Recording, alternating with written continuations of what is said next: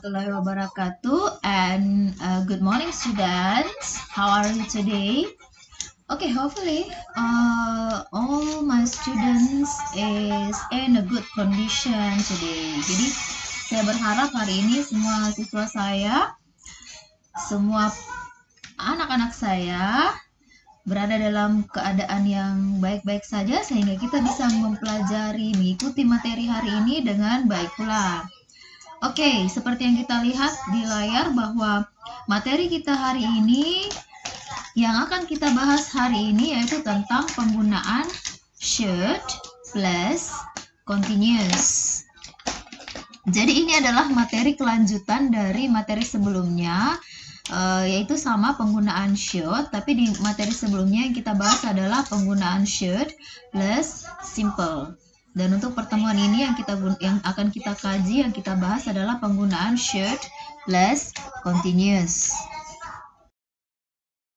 Kompetensi dasar yang ingin dicapai pada materi ini ada 2 KD yang ingin dicapai seperti di pertemuan sebelumnya ya. Untuk KD 32, di sini arahnya adalah pengetahuan, yaitu kita diharapkan mampu menerapkan fungsi sosial, struktur teks, dan unsur kebahasaan teks interaksi, transaksional lisan dan tulis yang melibatkan tindakan memberi dan meminta informasi terkait keharusan melakukan suatu tindakan atau kegiatan pada waktu yang akan datang, saat ini atau waktu lampau, sesuai dengan konteks penggunaannya. Yang diminta dalam hal ini kita memperhatikan unsur kebahasaan dari should plus simple, should plus continuous, dan should plus perfect. Jadi di materi ini yang kita bahas adalah should plus continuous. Kemudian di KD 42 yang lebih mengarah ke keterampilan, yaitu kita diharapkan mampu menyusun teks interaksi transaksional lisan dan tulis yang melibatkan tindakan memberi dan meminta informasi terkait keharusan melakukan suatu tindakan atau kegiatan pada waktu yang akan datang, saat ini atau waktu lampau dengan memperhatikan fungsi sosial, struktur teks, dan unsur kebahasaan yang benar sesuai dengan konteks. Nah, sekarang kita lihat dulu pengertian definisi dari penggunaan should plus continuous. Jadi seperti yang dibahas di pertemuan lalu bahwa should itu digunakan untuk mengungkapkan suatu informasi terkait keharusan. Jadi kita garis bawahi ya, keharusan. Jadi kita ingat kembali bahwa should di sini berarti sebaiknya atau seharusnya. Sesuatu yang sebaiknya atau yang seharusnya kita lakukan. Ini lebih kepada bernada memberikan saran. Sementara should digabungkan dengan penggunaan continuous, yaitu berarti penggunaan keharusan, ungkapan keharusan melakukan suatu tindakan yang dikaitkan dengan waktu saat ini. Jadi sedikit perbedaan dengan should plus simple.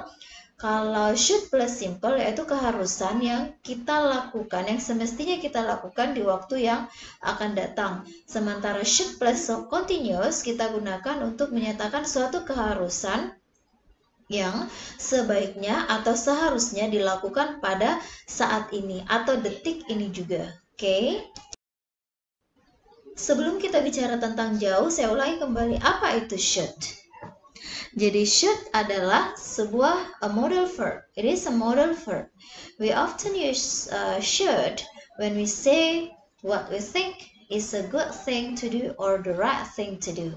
Jadi saya berharap kalian masih ingat bahwa should di sini fungsinya adalah modal verb yang digunakan untuk menyatakan sesuatu yang kita pikirkan adalah sesuatu yang baik atau sesuatu yang benar untuk dilakukan. Kita lihat contohnya. We shouldn't be disturbing her. She is in a meeting. Kita tidak seharusnya mengganggu dia. Kita tidak seharusnya mengganggu dia. Tidak mengganggu dia di sini adalah sesuatu yang benar atau sesuatu yang baik untuk dilakukan. Karena she is in a meeting. Dia lagi ada pertemuan sehingga kita sebaiknya tidak mengganggu dia. Oke? Oke, untuk lebih lanjut kita lihat di sini ada 3 kalimat. There are 3 sentences about the use of should plus continuous.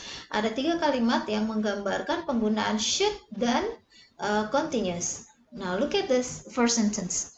Those children shouldn't be playing online games at this hour. They should be at school. Anak-anak itu tidak seharusnya bermain game online pada jam ini. Mereka seharusnya ada di sekolah. Ini menggambarkan bahwa ada suatu keharusan, ada sesuatu yang sebaiknya dilakukan oleh anak-anak itu pada saat ini, yaitu tidak sebaiknya bermain online games, karena pada saat ini anak-anak itu seharusnya berada di sekolah. Nah, kita lihat lagi kalimat yang kedua. You should be listening to your teacher, not talking to your friend. Nah, ini situasi seringkali terjadi pada saat proses pembelajaran sedang berlangsung.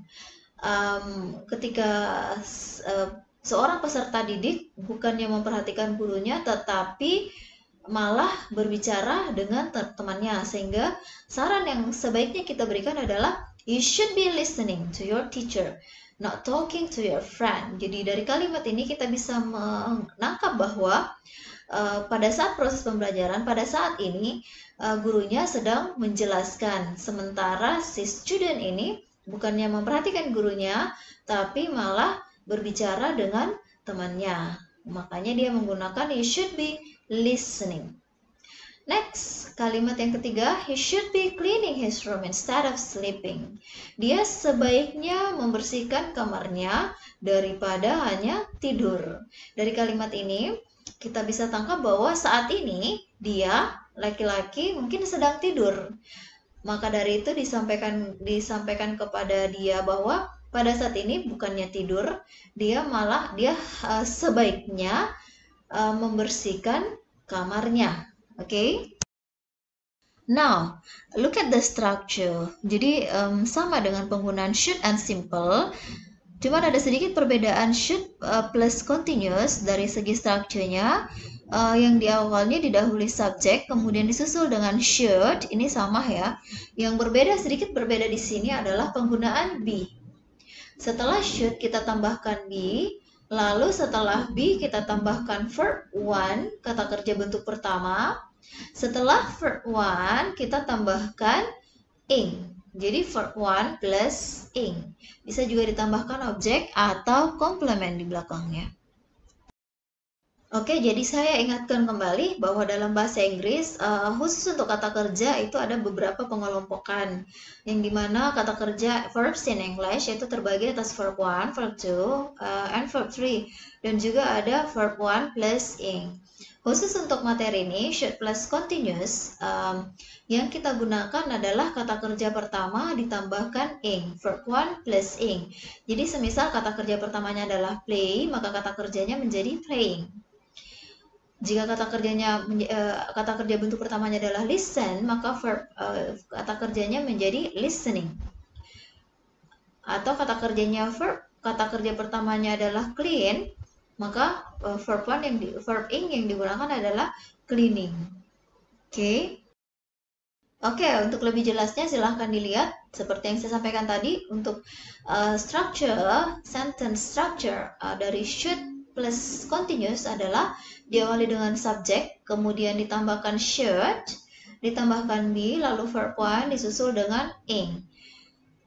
Look at the sentence, look at the example ya.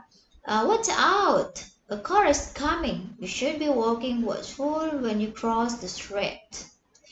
Watch out berarti hati-hati, ada sebuah mobil yang menuju ke sini.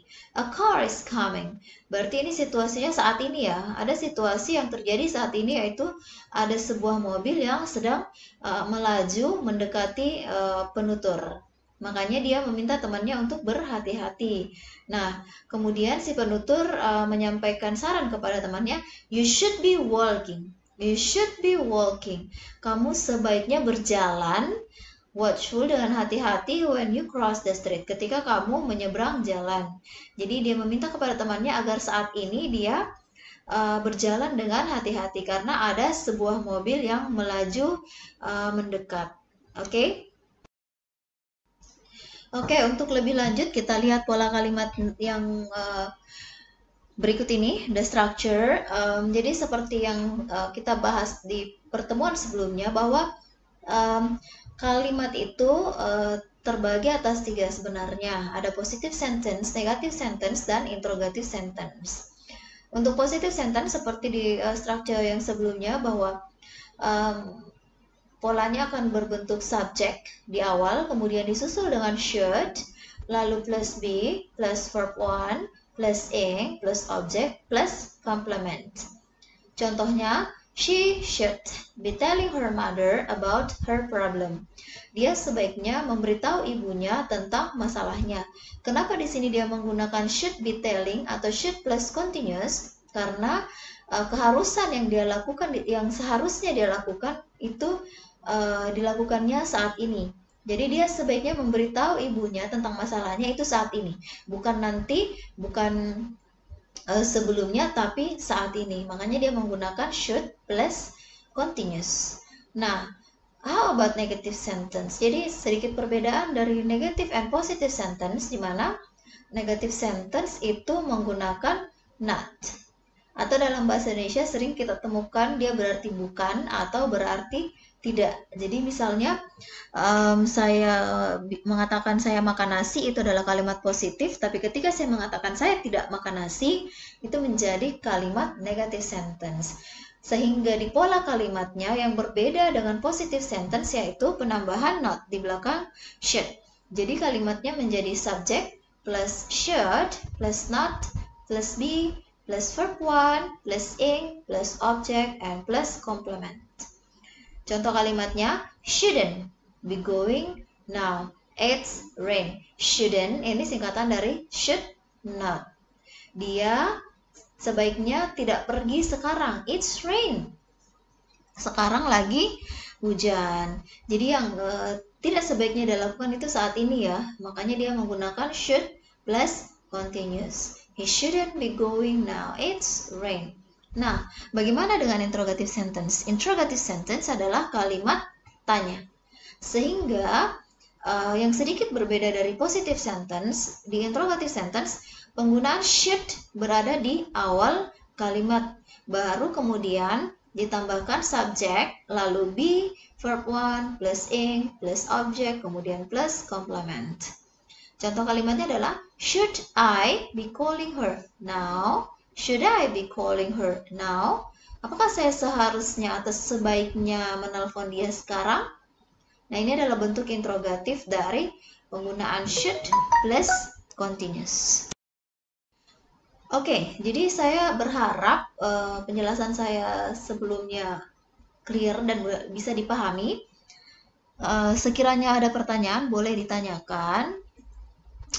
Nah, sekarang kita coba mengerjakan this task. Put the verbs in the box.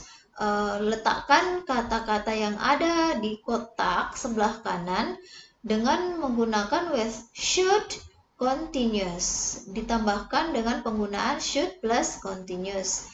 Jadi di sebelah kiri kita lihat ada kalimat yang di dalamnya ada bagian yang kosong, sehingga kita diminta untuk mengisi kata yang ada di kotak sebelah kanan, dipindahkan ke kalimat yang ada di sebelah kiri, tapi sudah dilengkapi dengan penggunaan should and continuous. Oke, students, selamat bekerja. Saya ulangi kembali, jika ada pertanyaan boleh ditanyakan. And I think this is the end of our material today. See you next meeting and have